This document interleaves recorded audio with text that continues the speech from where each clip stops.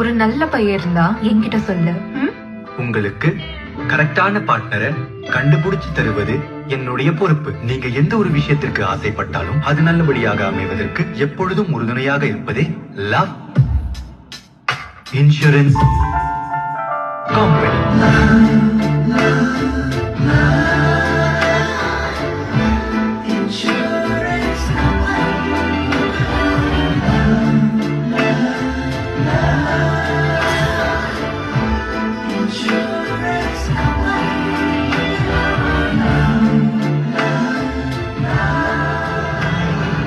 நான் 40 வருஷமா இதே கோயில் வாசல தான் பூ விக்கிறேன்.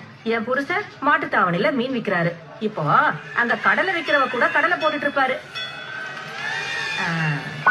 செக் பண்ணலாம். லைக் கால் மை புருஷன். வியாபாரம் பாத்து இருக்கேன்.